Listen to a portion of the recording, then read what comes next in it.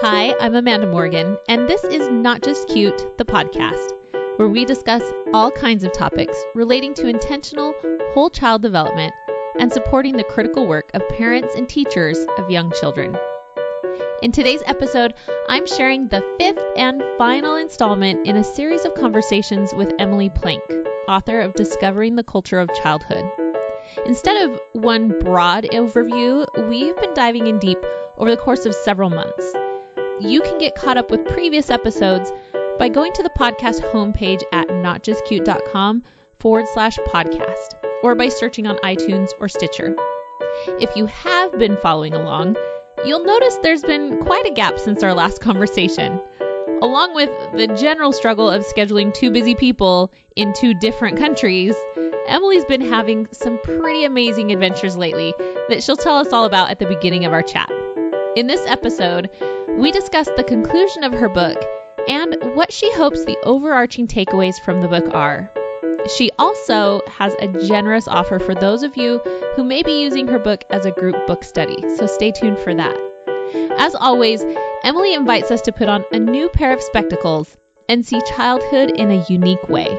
And what she helps us discover on our journey is truly fascinating. You can find show notes for this episode at notjustcute.com/podcast/episode 15. So now, let's get started.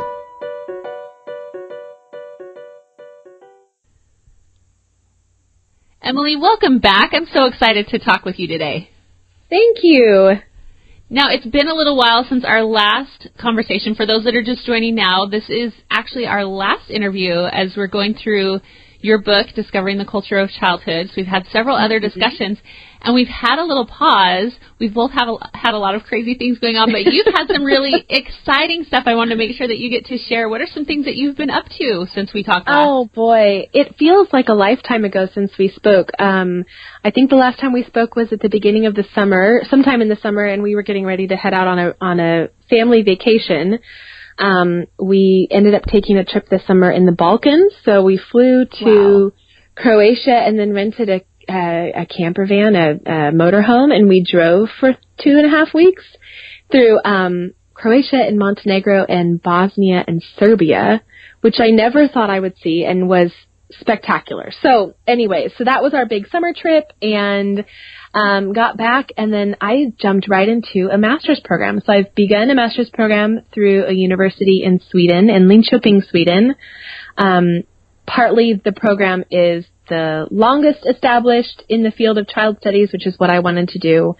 But also it is a distance program, and it is in English. So it kind of facilitates a lot of different needs that I have right now.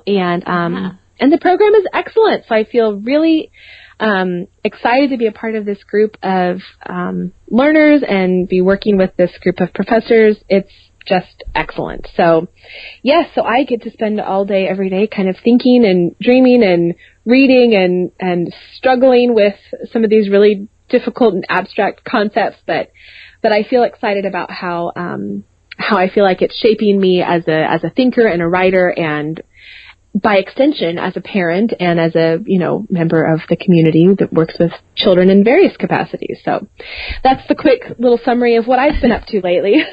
That sounds like an amazing fit for you. What a fantastic program.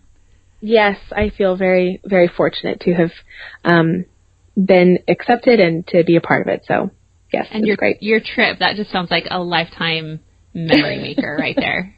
It was, the kids would wake up in the morning and they would basically lean over from their bed to the refrigerator, and, my son would get a chocolate milk out of the refrigerator and lean back into his bed. It was just like, we have one thing that's wheels and beds and a shower and a toilet and a car. It was like, can life get any better than this?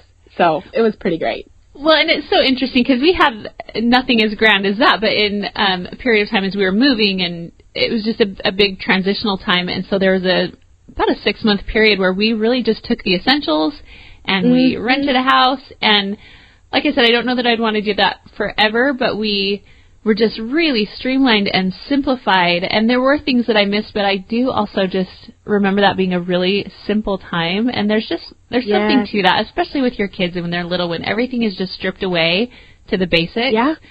It's just interesting to see what happens. And we have all these different things in our life that make our life easier, so to speak. But, being on the road for 2.5 weeks with limited space, we washed our clothes in the sink. And I thought, well, two things. One, I was very grateful that at home we have a washer and dryer. Right. But while you're away, you think, if I had to wash clothes in this manner, I would just own less because it takes longer to take care of it. And so it really did kind of reframe, the way you kind of go about everyday life. So I don't know. What an amazing experience. Yeah. Yes, it was wonderful. Well, we are talking today. We're wrapping up your book, kind of the conclusion and the big takeaway thoughts. So I'm excited to pull these back together again, these awesome things that we've been talking about, these really insightful points that you've brought up. So in this closing part of your book, you have this great quote. It says, "Without a culture of childhood, children will always be simply unadults." So your whole book really, it's about rejecting this deficit model of childhood that you talk about. Mm-hmm. But for those that are just joining us now who maybe haven't read the book yet, can you say a little bit more about why that point of view is so dangerous? I mean, what's the problem with seeing children as unadults? Right. Absolutely. I think the overarching theme that I would say is it's problematic to see children as unadult because it defines childhood by the measuring yardstick of adulthood. And that's kind of the overarching theme. But to make it really practical, I think it has all kinds of implications, and it depends on which kind of theme you want to think about. For example, legal ramifications. Should children have the right to speak about whether or not they live with one parent or another in custody hearings? In medicine, should children have the right to consent over medical procedures, and at what age? Thinking about daily life, should children have a say in how playgrounds or schools are constructed? Should they have a say in how curriculum is chosen? Do children participate in other decision-making things, everything from how to arrange their bedrooms or what they're going to wear? Children's decisions, if we're going to value children as human beings, then they should have a right to have a voice over the things that matter to them. And when adults are the only voice that matters, then all of the structure that supports childhood, schools and family life and, the geography of where they live, it's all dictated by those who don't actually benefit from or participate in those structures. So that's one thing, the very practical kind of bullet point list of the different small ways in which seeing children as unadults impacts their daily life. But I think the bigger issue is what it means. I think to understand children as unadults means that when our culture looks at children, we say, you aren't worthy, you aren't a human being, you don't matter until you change, right? Because if they're not fully human as they are now, then they have to be waiting for some time when they finally get to reach this magic point of adulthood. And what we're saying is that you don't matter until you become like me. So when they grow up, they have this lesson they've carried throughout their entire life, and they realize that everything is conditional. Their value, their worth, their humanity, it's all conditional on whether or not they meet the standards and the yardstick of somebody else, because I'm never worthy just as I am, just because I'm me. And this has implications, honestly, for adults too, because we say that children, there's this great phrase that I think was first written by a scholar named Priscilla Alderson, but she says that we tend to look at children as human becomings instead of human beings. And I really like that thought that, the way we tend to look at children is as in this process of becoming. They're not actually a human being yet, they're in this process of becoming. But the flip side of that is that we assume the same thing about adults. So we assume that adults have arrived, that we are human beings, and that doesn't honor the change and the ways that we are growing ourselves as adults. So I think there's even implications of this model, this deficit model, on us as adults where, I don't know about you, but as I've grown up, every time I have a birthday, I think, gee, this isn't what I thought 30 would feel like, or this isn't what I thought 35 would feel like, or this isn't what I thought it would feel like to have kids. I thought I would feel like a parent. I thought I would feel ready. And like part of it arrived. is because, like I'd arrived. And part of it is I haven't arrived. I'm always in a process of moving. So it's two things at once. I'm fully human. I'm fully worthy, I'm fully valuable as I am now in the present. And also I'm continuing to change my life as I have experiences. It molds me and it forms me. And so that same way of looking at me as an adult is the best way to look at children as well. That's the way I feel like adults and children both need to be understood. Okay, so there was a lot in there. My brain is just like churning. That was really, you got me really thinking. Maybe that was too much too fast. I don't know. No, I just want to circle back, but I have like two different directions. So first I want to focus on the first part that you mentioned, that children need to have more of a voice and be involved in decision making. And so with that, it got me wondering how you find, and maybe this is, a question that doesn't have a universal answer, most likely. But how do you find that balance of a tipping point? Because I love 𝐅𝐫𝐞𝐞 in her book, The Importance of Being Little. I love one of the quotes she uses that, more or less, I'll paraphrase, that there's a difference between being child-centered and being child-run. And so where, in giving children a voice and letting them make decisions, where do you feel like we find that balance of honoring children and hearing their voices and letting them have a part versus letting them run the show, which is not always safe or healthy? So how do you find that balance? Absolutely. Well, I think you can say the same thing in reverse. I think you can say there's a difference between being adult-centered or adult-run. And I don't know that I'd go all the way there. I'm trying to think in my head about what that would look like.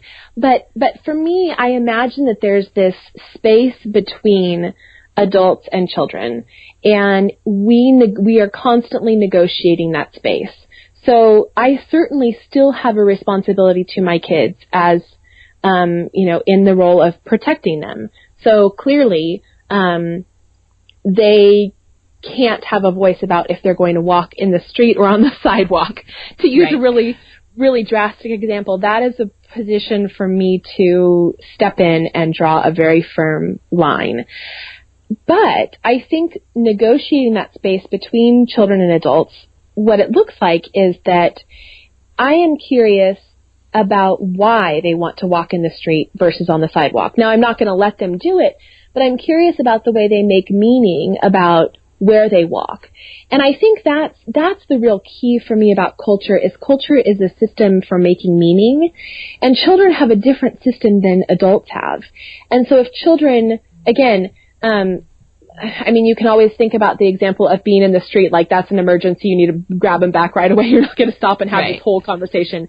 But thinking and reflecting on it, to wonder why they're doing it, and to reach across that divide between adults and children, even if the reaching across is only asking the question, I wonder why, I still think that's a positive move to make.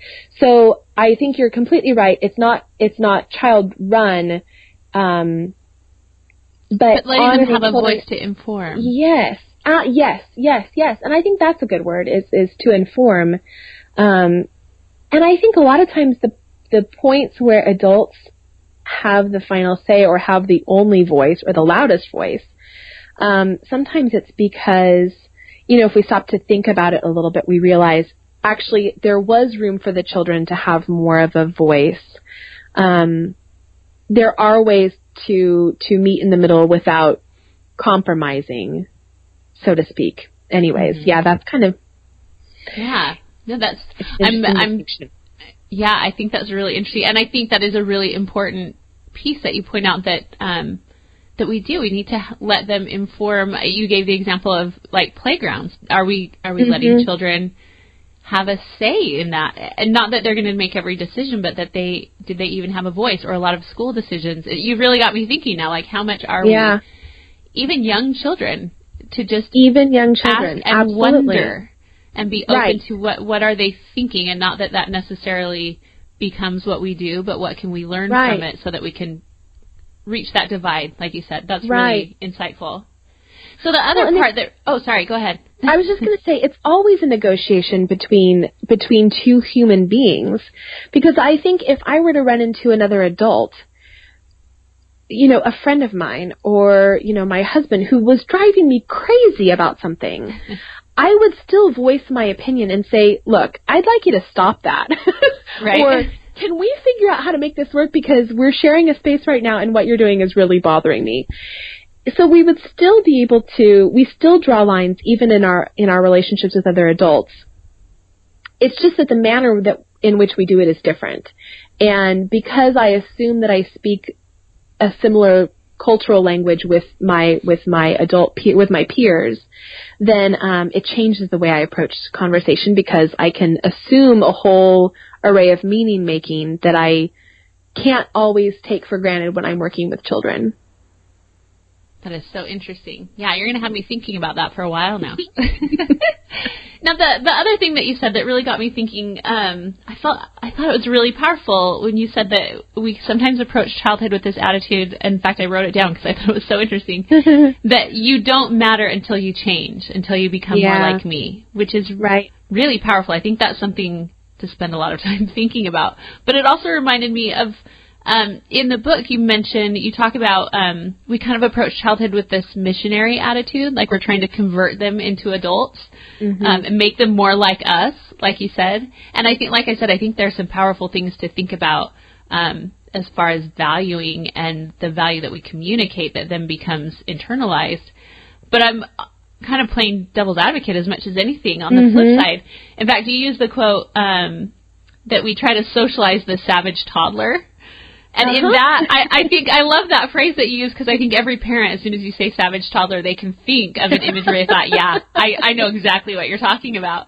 So on one hand, I think you made really important points about valuing children in the present and ourselves in the present. I think there's a powerful connection there. But to play devil's advocate on the flip side, is it such a bad thing to try to convert those savage toddlers, right? Don't we want our kids to progress beyond the social state that they have as toddlers? So, again, playing both of those sides. Right. And so I think there's two things at play here. The first thing is the way that to back up, when we say we have to socialize the savage toddler, which would be a very strong way of talking about what most of us do as parents, which is telling our kids to sit up at the table and use their fork and not their hands, and, stop kicking their brother. I mean, that's all under the same umbrella of, if I had a penny for every time I said feet, thumbs, those things don't belong on the table during dinner, right? We've all been there. We're like, did that just come out of my mouth that I had to explain that, right? Exactly.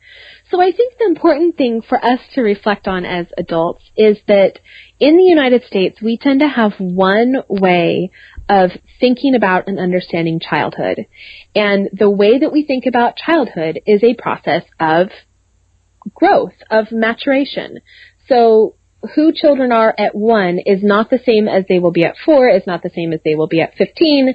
I mean, I can't tell you how many times I have people say to me, oh, just wait till they turn wait till they become teenagers, as if something is going to magically change because they're not going to be the same people at that time as they are now. So we have this one idea about childhood, and that's not the only way to understand childhood. That's an important part of understanding childhood, that children will not always eat their food with their hands, and children will not always sit on the table instead of eating, and children will not always have trouble sleeping at night. All of these things that we work so hard to socialize, they won't always do that, and that's important. But when we treat childhood as purely this process of becoming something new, implicit in that is that this idea that, so think about it this way. If I'm going to socialize my children, I am the one acting in that.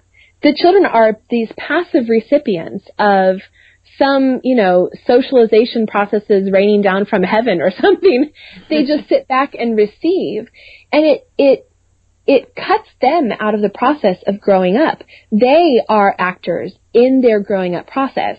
So that's part of it, is that implicit in our model is this notion that children just kind of sit back and we do everything for them. We do everything to them, so to speak. So the other piece of it is that this I alluded to a little bit earlier, is that when we share space in families and homes, it is an exercise in negotiating difference. So for children to be a part of our families, I mean, of course, they're going to be part of our families regardless, but to fully participate in the life of the family, there are certain ways that participation looks, and we bracket off certain things and we move other things forward. But I guess it's a sense of who is acting in the situation, and if we allow children to take more of a center stage in their acting, it values. I'm kind of speaking in circles, but it values the meaning that they are bringing to the process also. If all we have is this deficit model, then it distorts what we understand to be happening with children. So, for example, if you look at a developmental model, children at the age of 18 months, for example, are not capable of things like empathy or things like complex friendship or things like, lots of different things, but we'll go with friendship first of all. And so, for example, in my family childcare, this was a very common practice, that one kid would arrive to daycare and the other children who were already there would run to the front door to greet the new child who was arriving. And this is an example I write up somewhere in the book. And the children who is arriving, the child who is arriving is greeted by this very physical display. The kids who are already present jump up and down, they wave their arms around, they clap their hands, they start running in circles. And to an adult, we would look at that and we would say, oh, the kids, they just have a lot of energy, or maybe they ate too much sugar for breakfast. Like, we wouldn't understand what they were doing. But if you watch and if you try to understand what meaning children are making out of that scenario, toddlers are physical beings, and that is the way they say hello. And so when children are meeting that haven't seen each other for a while, there's often this little dance where they jump up and down and they run around in circles and they run together around the space and they fall, they do synchronized fake falling on a big pile of pillows, and then they go jump off the furniture. I mean, there's this very physical welcome. And if all we have is a deficit model, we think children are not capable of that kind of connection or empathy. But if we have this other model that recognizes children's capability and recognizes children's humanness, we can say, oh, that's a sign of their ability to form friendship. They make meaning out of physical contact. They make meaning out of this physical shared space together. So it's not negating that developmental model or a maturational model, but that it's adding a layer to it of appreciating where they're at. Like you said, that it's not looking at it and saying you don't form friendships until they look like the friendships I form as an adult, or you don't have this capacity until it looks like the capacity as expressed as an adult. But it's looking to put it in the right context. Basically, it's still honoring and recognizing development, but giving it its own context so that the perspective stays with their level of development rather than staying fixed as an adult looking down. Is that? Absolutely. Yes, and knowing that the developmental model is just one way of understanding and conceptualizing childhood. It's not the only way. It is relevant to the fact that children will grow taller as they grow up, and children will move from not being mobile to being mobile, and children, those things do happen. But it's not necessarily making that model not only the only model, but it maybe not even making it the most important model. That there's another way of understanding childhood that's not, that doesn't see children as incomplete. Mm-hmm. You're giving me so much to think about. I'm going to be calling you back in a week and saying, wait, I'm still thinking about this. So kind of along those same lines, I guess. You wrote, let's see, this is page 172. You wrote, it's important to state that the culture of childhood does not stand in opposition to the process of growing up. So again, I think it's an important point because there were a couple times as I read this where I thought if you take some of what you wrote in the book out of context, you might have some people who are saying, you know, I'm all on board for honoring childhood, but is this maybe saying that we should just perseverate, just let children stay in that state forever, that we don't support growth, that we don't support growing up? So I wondered if you could expand on that it's, again, like you said, that having or viewing and honoring a culture of childhood is not in opposition to the process of growing up. So can you talk about, again, how you balance those 2 points? Yeah, and I'll go back to one of my examples from earlier. I still have responsibilities to provide protection.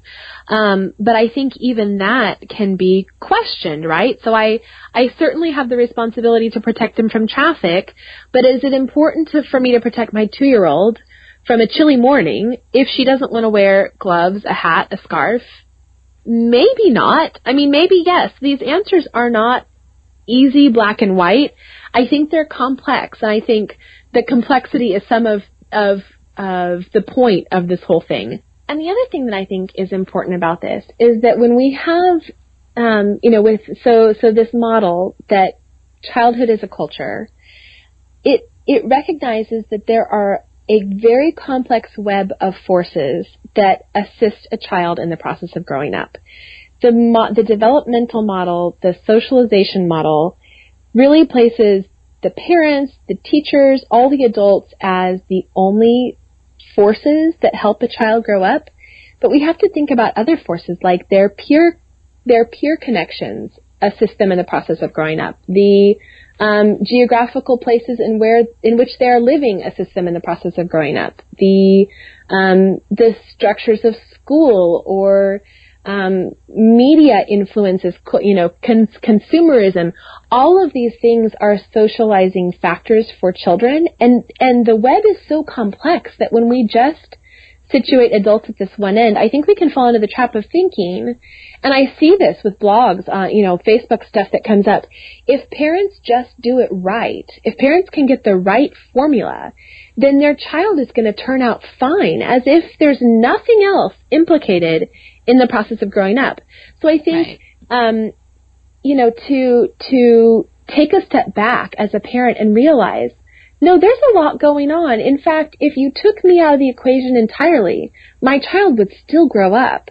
My child would still, learn to eat with their fork, would still learn to put clothes on in the morning. I mean, the things that we spend so much time trying to quote-unquote socialize, for the vast majority of children, that process happens despite and sometimes in spite of all the things that we do as parents and as adults. So I think the biggest thing is that recognizing that there's another way to look at childhood, recognizes the complexity of what it means to be a child, and the complexity of what it means, what the category of children in childhood is and how it functions.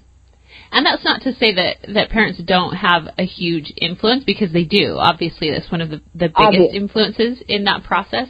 But I do think you hit on a really important point, because I've noticed the same thing. Sometimes there's this belief that there's this perfect equation, and if we can just make sure that we, get the high score as parents, then our kids, everything's going to be fine. And I think it's, in a lot of ways, really liberating to realize that, yes, I'm a huge influence on my child, but A, I'm not the only one, and B, something that I teach really frequently is that it's part of the wiring for us as parents and children to make mistakes and make repairs. Yes. That's part of how it works, that's actually part of how we strengthen and grow, that it's okay that we don't get everything right all the time, because that's part of the plan already. It's already pre-wired.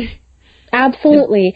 And this goes to part of what you were asking about in the question just a second ago, is this balance between these two opposing points where, I'm not going to just take my hands off and let whatever happens come with my children. But there is still a role for me to, when my children are very little, to be very careful or aware of the types of things that come into our house and the types of things they watch on television or the types of experiences that they have. And when they grow older, I get to be a sounding board so that when their friends are being difficult, I can help interpret what those friendships might look like. And as they get even older, I can help. So there's different ways in which I, as a parent, support and provide that structure, obviously. But again, we have to move away from this idea where parents are responsible for all of the socialization that happens to their children. That's an incredible responsibility, and I think it's maybe hard for parents who feel so much responsibility to kind of get it right all the time. That's a trap. Mm-hmm. Anyways, I think I started that phrase with like, there are several points, and then I just said one point, but that's all I have. That one point. It's a big point, though. It's a very big point. It's a very big point. That socialization is multifaceted, and we can't control every aspect of that. And I think sometimes, as you were saying, that when we get in too focused on this deficit model that we're trying to convert children into, I just keep going back to what you said, that they don't matter until they change and become more like us. Mm-hmm. That it also feeds this idea that we control everything and that we are, making them into who they are. And certainly we have a big role, and we have to take that seriously and conscientiously. But that I think it's an issue with control in large part. You know, as you were talking about the difference between how you parent an infant versus a school-age child and a teenage child. A lot of that is that our control and our how much they depend on us in a health, just our relationship in general, that changes. I think, again, it goes back to what you're talking about, being responsive to where they are at that time in their development, that we have to change and be responsive in the amount of our control and how we parent. It changes as our children are growing, rather than just parenting in one way for 18 years and then sending them out into the world and hoping that they've got it all figured out, right? That we have to be responsive to where they are. And as I was reading a lot of what you wrote, both that aspect, that we need to be, that when we recognize where they are in this culture of childhood, when we recognize kind of where they are in the present, and we are responsive to that. And in addition to that, you also talked about using culturally relevant tools and structures as we guide them through development, which to me also speaks to that, recognizing where they are now and being responsive to that rather than dragging them to where we are or where we want them to be. And as I was reading a lot of this, I am really passionate about learning about and teaching about developmentally appropriate practice. And as I was thinking about all those ideas, I thought this light bulb kind of came on. I realized, wait, this is developmentally appropriate practice. That we recognize and honor where children are right now in their development. And just as you were saying before, that we aren't trying to make them into something else. It isn't that we don't want them to progress. We do, but we honor where they are right now, and that's our starting point. We aren't starting with a deficit model, like you said. We're starting with where they are today, supporting them with what they need now, and helping them to move forward. That in a sense, this concept of developmentally appropriate practice, and maybe more of the term that you would use in this concept of viewing childhood as a culture, that it's culturally sensitive, that those two concepts are kind of the same thing. Is that right? Or am I kind of going off in the weeds? I think you're onto something, but I would nuance it just a little bit. I think the two concepts can go together, but they don't always go together. So I think probably in the best case scenario, yes, they're probably married to one another. But I think, again, these developmental models, even developmentally appropriate practice, which I have taught and I have been a big believer in, and I know you are, and I think it's very important to understand how children develop because that helps us. But again, if we're only tied to that, it's very similar to this horrible racist legacy that exists in anthropology.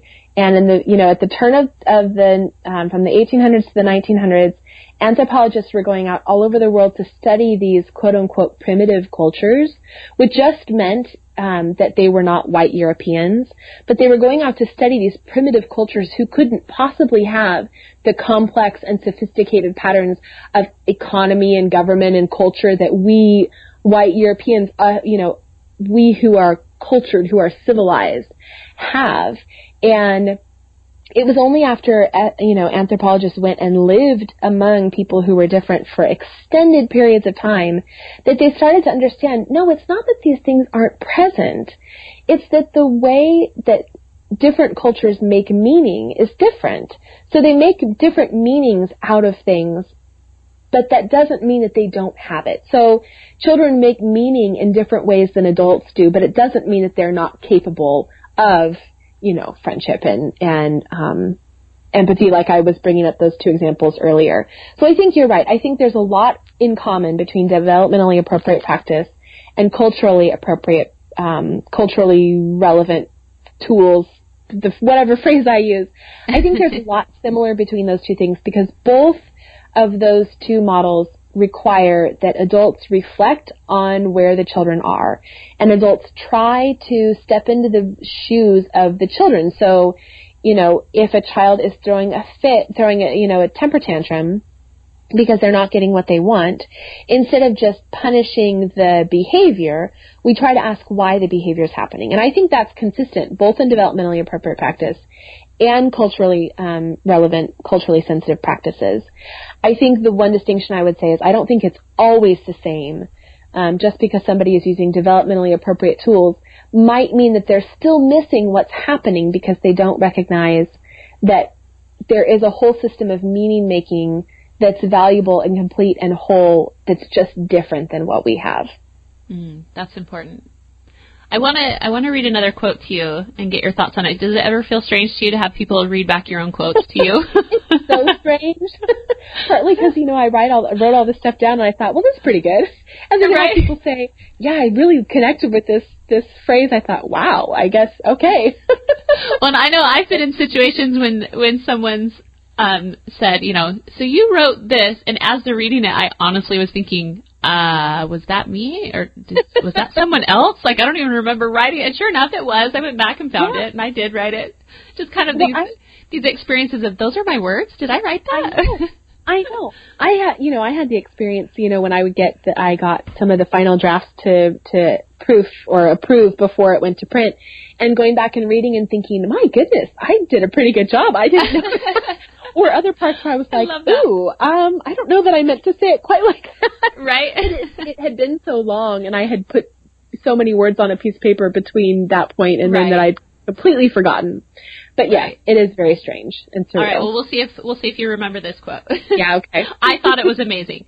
They said, embracing childhood as its own unique culture forces us to step into the lives of children for the human beings they are in the present, trusting that they will grow into the adults they are in the process of becoming.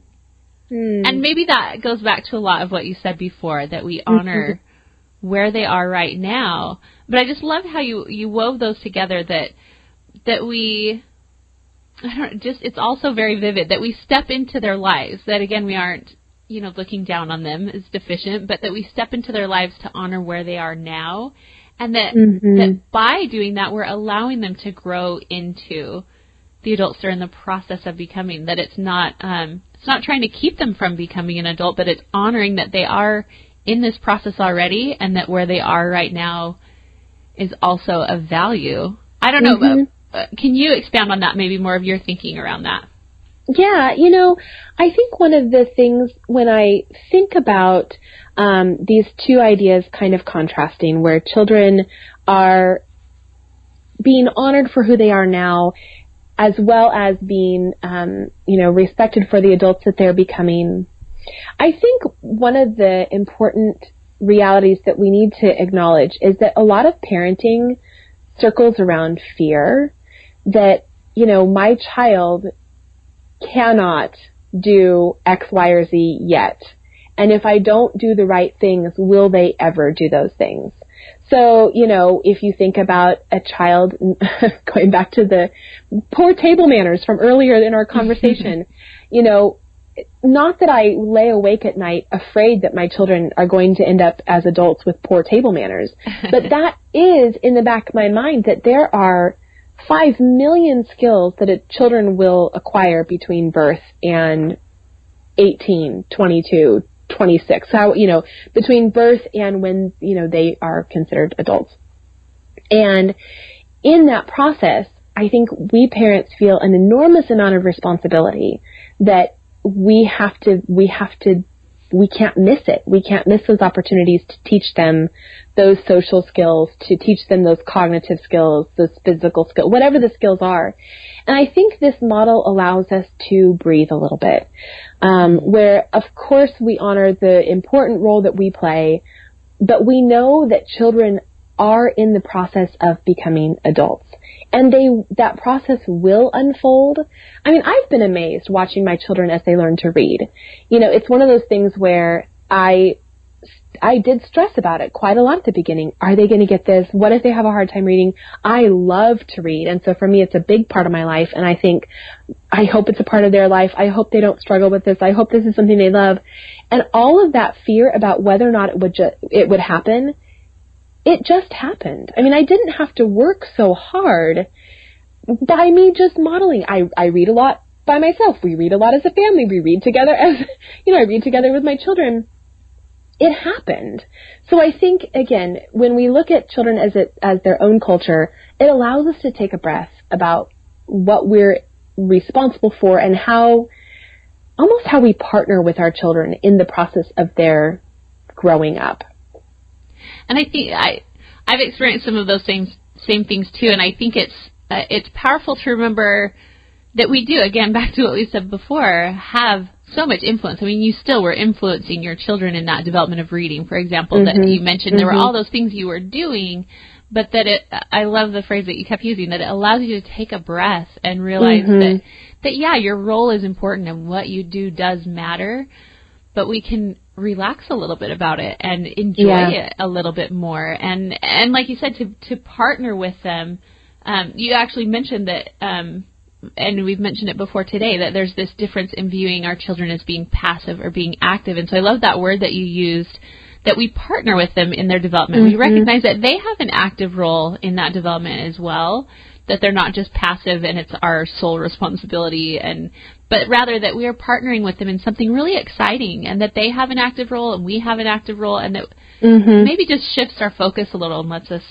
enjoy that process a little bit more rather than fretting over it. And I want to add something else. I think what happens when we honor the development of our children and we take a breath about their process, it lets us honor our own development as parents, because I don't start off with all of the answers, and I make all kinds of mistakes. And when we don't see development as a deficit, when we see it as just this thing that unfolds, then I recognize I am unfolding along with my children. And as I'm unfolding, I might make some mistakes, but it allows me to almost step back even from my own mistakes and say, I don't think I would do that again. It's part of this process. I think I would word that differently, but it is a process. And when we don't put children at one end and adults on the other end, then we are both allowed to exist in this space where we are constantly evolving and changing and becoming. And as I become, then I influence my children. And as my children become, then they influence me. It's this very shared relational experience, this process of growing up. And when we honor it in our children, we remember that it still is unfolding for us too. And I wondered for a minute, I thought, does this, maybe is this a different perspective? How would this apply to someone whose child is experiencing some developmental delays or some really serious struggles in that? Because we don't want to pretend like it always just unfolds easily and beautifully and la la la, right? It can be really stressful and a big struggle. But the more I thought as you were talking about recognizing our growth within that and celebrating in the moment, that in some ways that could actually be even more powerful for a parent in that situation to not be beholden to that deficit model so much, to definitely still focus on the fact that there is work to do and that we have to get extra help and support and that we need to help our child. But to, as you said before, to take that breath and be present with where they are now can really be empowering in that moment that could be increasingly overwhelming, to feel like you're increasingly falling behind, but instead recognizing this whole cultural perspective of honoring where they are now can shift that perspective. Do you think? Absolutely. And I think, I think what's powerful about that, again, not to dismiss the gravity of raising a child whose needs are just exceptional, but if we back away from the deficit model, then whether or not my individual child meets all of the exact same developmental markers that every other child meets, or meets the exact same social markers that every other child meets in the exact same time, in the exact same way, to the exact same level, they are still a full human being as they are in the moment. So of course, you may need help from outside professionals. You may need assistive devices. You may need a different tool set as a parent. But the process is still the same, that the child is worthy as they are. And this might even be a more important, even take on a greater importance with children with developmental needs, with physical needs, because all children need to be affirmed that you are worthy and you are valuable and you are a human being with dignity as you are right now. So even when you are in the midst of these very strong and difficult experiences, what you are experiencing is a different way of being a human being. And that's not to dismiss the gravity of what that difference might mean, the implications of that difference for a child or a parent. But I think honoring the fact that there are different ways to be human is a big piece of this. That's really powerful.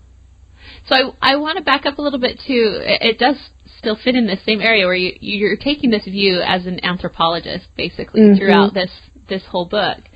So towards the end, you quoted psychology professors, Drs. David Sam and John Barry, and you're talking about childhood as a culture, but then adulthood as a culture and how these two cultures integrate with one another. So in that quote, it says, "No cultural group remains unchanged following cultural contact. Acculturation is a two-way interaction." So what does that look like for us as we look at this childhood culture and a culture of adulthood as well? How do we change through our interactions? I think this touches on a lot of things we've already been talking about, but when we recognize that space that exists between adults and children, not as a space of deficiency, but as a space of two human beings who make meaning differently in the world, then it allows us to do a few things. For adults specifically, we're forced to suspend our own beliefs about what is natural. So I might think that in order to be friends with somebody, I sit down and have tea and coffee with that person, and we go for a little walk together, and we write each other notes. But when I interact with my 18-month-olds and I see them running around the room and pretending to fall over and over and over and over again, and that is their expression of friendship, I realize that there's more than one way to be a friend, and so my way of being a friend is not necessarily a natural way, and it's not the only way to be a friend. And so when we can step back and allow this to happen, where we realize that there are many ways to experience the world, it helps us think about our own measures of belonging or friendship or sadness. I think play is a really good example that play is a human need, and adults are very disconnected from that human need. And when we interact with children and we see the meaning that play brings into the lives of children, it's like holding up a mirror, where we realize, oh, this is something that I could bring into my own life. Again, not that we stop and have this moment of reflection like, that's something I don't have in my life that I'd like to add. I'm going to add it onto my New Year's resolution. It's not like that, but this all exists kind of at this sub-level where, I am a different person now because of my work with children and because I'm a parent. And when I stop to think about why I'm a different person, of course I'm a different person because my schedule is different. And of course I'm a different person because there's toys in my house. And of course, all of these concrete things are different. But I'm also a different person because I've learned to love differently. I've learned to communicate differently. I've learned to stop and think about the things that are really important to me, and if I want to pass those on. It really has changed me And it's changed who I am. I mean, at a very deep level, it's changed my experience of being a human being in the world. So, it's not this process. Parenting is not this process of, the mother and the father standing at the top and just directionally everything goes down to the kids. It's a mutual thing. And, of course, when you're a child and you're growing up, you don't think that your parents are anything except invincible and unbreakable. But now being on this side of things, I realize how much mutual sharing and learning happens. I think that's really beautiful to realize. And I think anyone who has become a parent has had that experience where they realize I'm seeing things differently. I'm experiencing things differently. And so I think that's an important part of this model that you've introduced, that we aren't just trying to change them to be us, but that they are changing us as well, that we're changing and growing together. And I think that's a really powerful perspective to have in a family, in a home, in a school, in our culture, really, to be present and to change one another in positive ways is really powerful. Yeah. So we've looked at that as acculturation. I just love all these terms that you pull across disciplines. It really just shakes you awake to look at things differently. So that's this process of acculturation, how we change each other. You also say, and this is another quote of your words, you also say, many of the problems that we experience are the result of our having chosen the path of assimilation rather than integration. So again, looking at it as a culture, we've talked about sharing the culture and having a process of acculturation, but that there are times that we try, rather than to integrate and change one another, we try this process of assimilation. So can you kind of describe that difference and what kind of problems we're creating for ourselves? Absolutely. Yes, so I'll start off by just kind of giving a broad definition. So when I talk about assimilation is basically when two cultures clash, two cultures meet. It doesn't actually have to be a clash, but two cultures come together, and one member has to basically give up their culture in order to join the other one. So when we choose assimilation, when we force children to assimilate our ways of making meaning, that's the problem. Whereas integration basically takes those two cultures and holds them side by side and tries to find ways to work between them.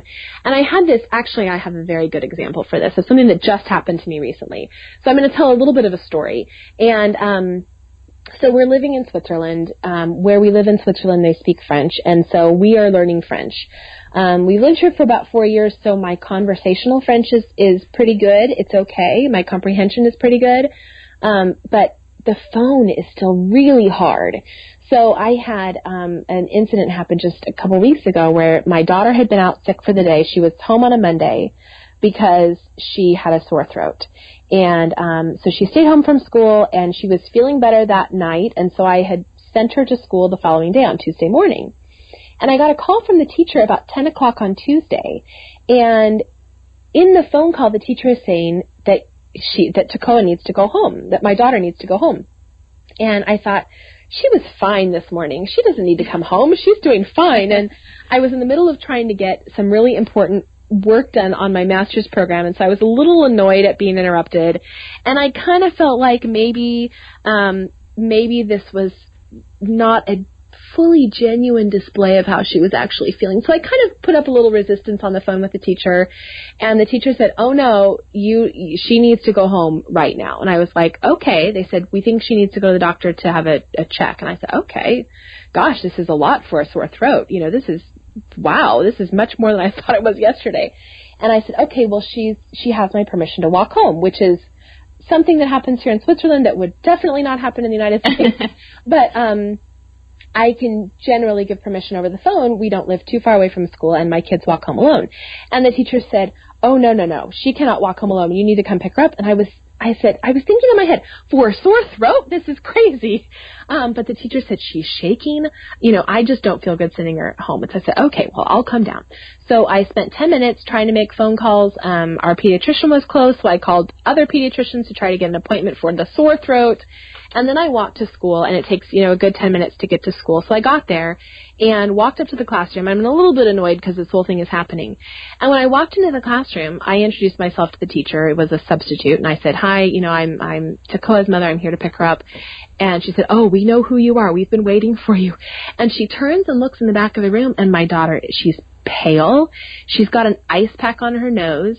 Like, her nose is swollen up. It's huge. And all of a sudden I realized this has nothing to do with her throat. This was a major misunderstanding that goes back to the fact that I missed the part about there being an accident.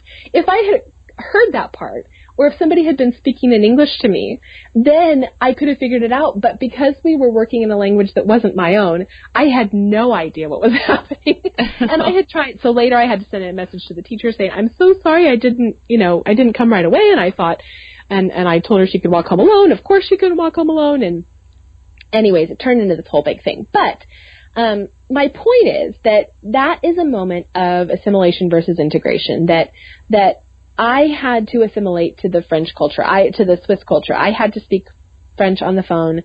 I could not use a language that actually worked for me. And in that, there was a miscommunication, because I couldn't make meaning out of what they were telling me on the phone. If, for example, because they could clearly tell there was a miscommunication. If somebody would have gotten on the phone and spoke a few words in English, just a couple of words to kind of get me along, then the whole thing would have made sense. So that was a very long story, kind of a tangential story. No, I think it makes sense. Point.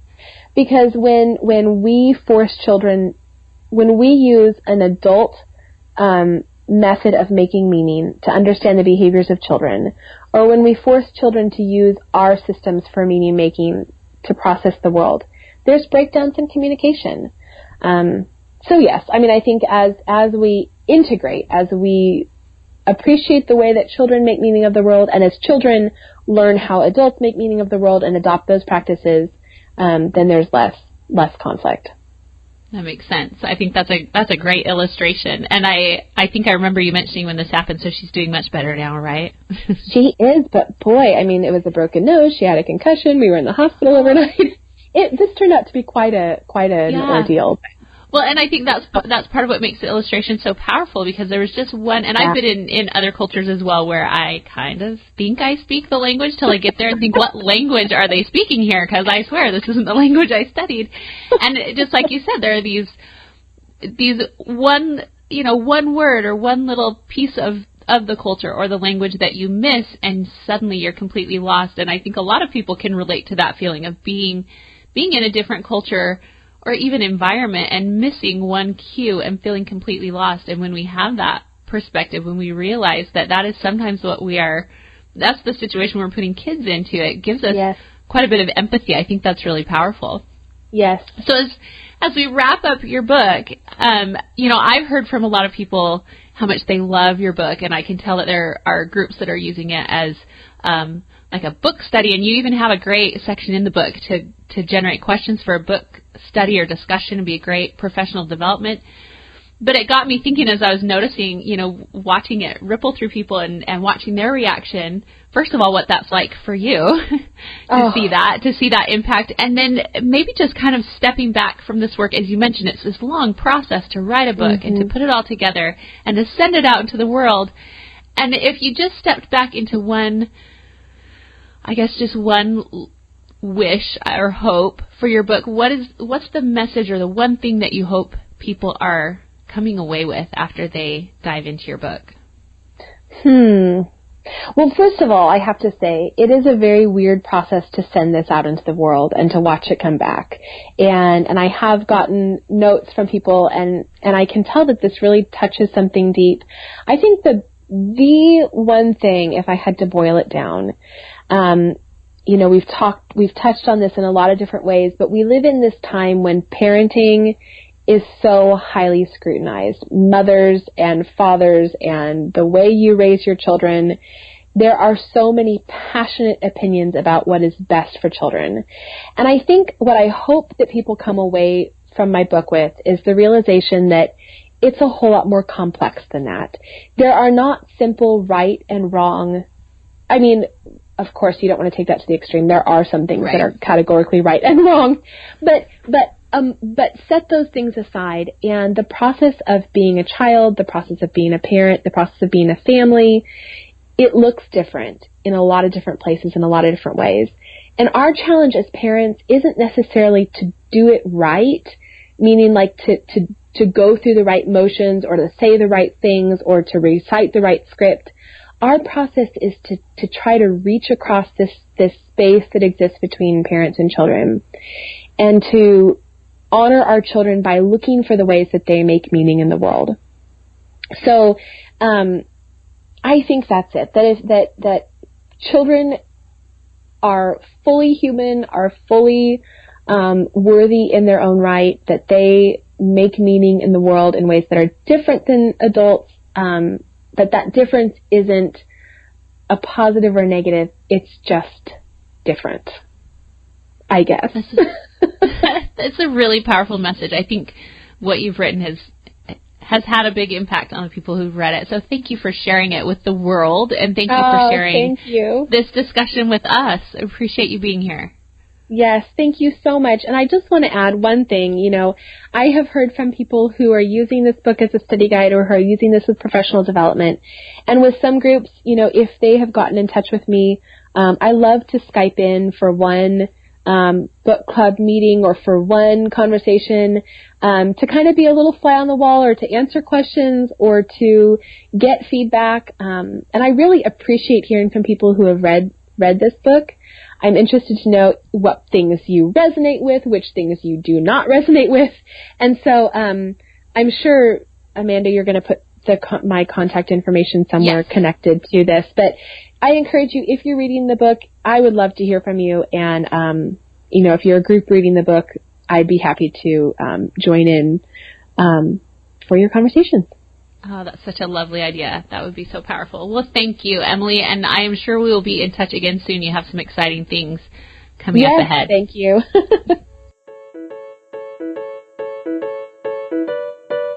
Thanks again for listening to Not Just Cute, the podcast.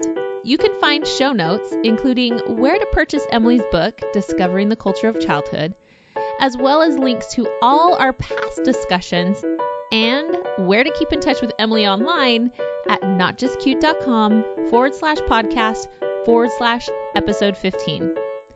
I'm Amanda Morgan. You can read more on my blog and sign up for the Not Just Cute newsletter at notjustcute.com. And follow me on Facebook. That's facebook.com/notjustcute. Thanks for listening today, and thank you for standing up for children and for childhood.